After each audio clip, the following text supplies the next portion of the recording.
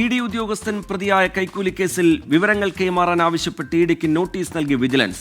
Aneesh ബാബുവിനെതിരെ ED. എടുത്ത ECIRന്റെ വിവരങ്ങൾ കൈമാറാൻ ആവശ്യപ്പെട്ടാണ് നോട്ടീസ് നൽകിയിരിക്കുന്നത്.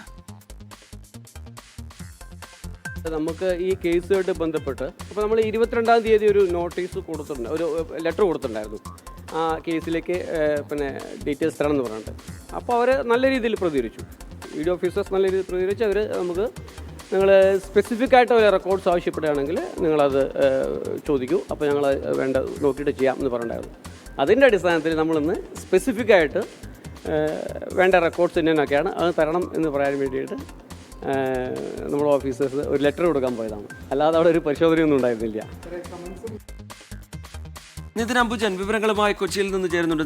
നിതിൻ, നേരത്തെ തന്നെ ഈ കേസിന്റെ വിവരങ്ങൾ ആവശ്യപ്പെട്ടുകൊണ്ട് ഒരു കത്ത് എന്ന രൂപത്തിൽ ഇ.ഡിയെ വിജിലൻസ് സമീപിച്ചിട്ടുള്ളതാണ്.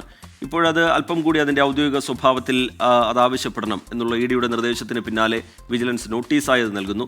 എന്താണ് ഇതിൽ സംഭവിക്കുന്നത്? നേരത്തെ ഇ.ഡിയും വിജിലൻസിൽ നിന്ന് വിവരങ്ങൾ തേടുന്ന നിലപാടിലേക്കൊക്കെ പോയിരുന്നു. അത് വിവരങ്ങൾ കൈമാറിയിട്ടില്ല എന്നാണ് ഞാൻ മനസ്സിലാക്കുന്നത്. എന്താണ് ഇതിൽ സംഭവിക്കുന്നത് നിതിൻ അംബുജൻ? കൈക്കൂലി കേസിൽ തുടരന്വേഷണത്തിന്റെ ഭാഗമായി തന്നെയാണ് വിജിലൻസ് സംഘം ഇന്ന് ഇ.ഡി ഓഫീസിലെത്തി നേരിട്ട് തന്നെ നോട്ടീസ് കൈമാറിയിരിക്കുന്നത്. അനീഷ് നൽകിയ പരാതിയിൽ ഇ.ഡിക്കെതിരെ നൽകിയ പരാതിയിൽ ഇ.ഡിയുടെ അസിസ്റ്റന്റ് ഡയറക്ടറാണ് ഒന്നാം പ്രതി. ഈ കേസിൽ ബന്ധപ്പെട്ട് ഇതുവരെ പ്രതികളെ ചോദ്യം ചെയ്യുന്നതും നിർണായക വിവരങ്ങൾ വിജിലൻസ് സംഘത്തിന് ലഭിച്ചിരുന്നു. അതോടൊപ്പം തന്നെ കേസ് ഫയൽ ഹാജരാക്കണമെന്ന് ഇ.ഡി സംഘത്തിനോട് വിജിലൻസ് ആവശ്യപ്പെട്ടിരുന്നു. പക്ഷേ കേസ് ഫയൽ അങ്ങനെ ഹാജരാക്കാൻ കഴിയില്ല എന്ന നിലപാടാണ് ഇ.ഡി സ്വീകരിച്ചത്. ഇന്നിപ്പോൾ ഔദ്യോഗിക സ്വഭാവത്തിൽ തന്നെ ഒരു നോട്ടീസ് നൽകി ഇതിന്റെ അനീഷ് നൽകിയ ECIR നൽകിയ പരാതിയുടെ ECIR വിശദാംശങ്ങളൊക്കെ തന്നെ കൈമാറാനാണ് ഇപ്പോൾ ആവശ്യപ്പെട്ടിരിക്കുന്നത്. എന്തായാലും ഒരു തുടരന്വേഷണമായി മുന്നോട്ട് പോകുമ്പോൾ ശക്തമായ തെളിവുകൾ ശേഖരിക്കുകയാണ് ഈ വിജിലൻസ് സംഘത്തിന്റെ ലക്ഷ്യം. അതിന്റെ ഭാഗമായി തന്നെയാണ് ഇന്നിപ്പോൾ ഇ.ഡി ഓഫീസിൽ വിജിലൻസ് സംഘം നേരിട്ടെത്തി ഈ നോട്ടീസ് കൈമാറിയിരിക്കുന്നത്. നേരത്തെയും സമാനമായി തന്നെ നേരിട്ടെത്തിയാണ് നോട്ടീസ് കൈമാറിയതെന്ന് വിജിലൻസ് SP വ്യക്തമാക്കിയിട്ടുണ്ട്. എന്തായാലും വിജിലൻസ് സംഘം ഏതാണ്ട് അരമണിക്കൂർ നേരം ഇ.ഡി ഓഫീസിൽ ഉണ്ടായിരുന്നു. അതിനുശേഷമാണ് മടങ്ങിയത്. എന്തായാലും നോട്ടീസിന് ഇനിയിപ്പോൾ ഇ.ഡിയുടെ നിലപാട് എന്തായിരിക്കും എന്നതാണ് ഇനി അന്വേഷണത്തിന്റെ തുടർ നീക്കങ്ങളിൽ നിശ്ചയിക്കുക. ഇതിന് ഈ കോഴ ആരോപണവുമായി ബന്ധപ്പെട്ട് അതിശക്തമായ തെളിവുകളുണ്ട്. അന്വേഷണവുമായി മുന്നോട്ട് പോകണം. കൂടുതൽ പേരിൽ നിന്ന് വിവരങ്ങൾ തേടേണ്ടതുണ്ട്. കൂടുതൽ പേർ ഈ ചതിക്കിരയായിട്ടുണ്ടോ, തട്ടിപ്പിനിരയായിട്ടുണ്ടോ എന്നതിലൊക്കെ ഒരു വ്യക്തത വരുത്തണം എന്നുള്ളതാണ് വിജിലൻസിന്റെ നിലപാട്.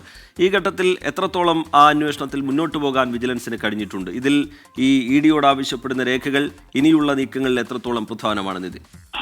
കേസിലെ 3 പ്രതികളെയും ഇപ്പോൾ വിജിലൻസ് സംഘം വിശദമായി ചോദ്യം ചെയ്ത് വരികയാണ്. കഴിഞ്ഞ ഏതാനും ദിവസങ്ങളായി ആ ചോദ്യം ചെയ്യൽ തുടരുന്നുണ്ട്. ഈ ചോദ്യം ചെയ്യലിൽ ഡിജിറ്റൽ തെളിവുകൾ ശേഖരിച്ച് നിർണായക ഘട്ടത്തിലാണ് വിജിലൻസ് സംഘം ഉള്ളത്. എന്തായാലും ഈ കേസ് അന്വേഷണം മുന്നോട്ട് പോകുമ്പോൾ ശുഭപ്രതീക്ഷയുണ്ടെന്നാണ് വിജിലൻസ് സംഘം വ്യക്തമാക്കുന്നത്. മാത്രമല്ല നിലവിൽ ഇപ്പോൾ ഹൈക്കോടതി അറസ്റ്റ് നടന്ന സാഹചര്യത്തിൽ എന്തായാലും ഒരു ചോദ്യം ചെയ്യലടക്കമുള്ള ഘട്ടങ്ങളിലേക്ക് പോകണമെങ്കിൽ പരമാവധി തെളിവുകൾ ശേഖരിക്കണം. ഇ.ഡിയുടെ ഉന്നത ഉദ്യോഗസ്ഥനാണ്, അസിസ്റ്റന്റ് ഡയറക്ടറാണ്. ആ ഒരു സാഹചര്യത്തിൽ പരമാവധി തെളിവുകൾ ശേഖരിച്ച് മാത്രമേ ഒരു ചോദ്യം ചെയ്യൽ നടപടിയിലേക്ക് പോവുകയുള്ളൂ. അതിന് മുന്നോടിയായാണ് വിജിലൻസ് സംഘം ഇപ്പോൾ ഡിജിറ്റൽ തെളിവുകൾ പരമാവധി ശേഖരിച്ചുകൊണ്ട് അതിന്റെ വിശദാംശങ്ങളൊക്കെ തന്നെ ഓരോന്നും ഇഴകേറി പരിശോധിച്ചാണ് ഈ ഒരു ചോദ്യം ചെയ്യലടക്കമുള്ള നടപടിയിലേക്ക് പോകുന്നത്.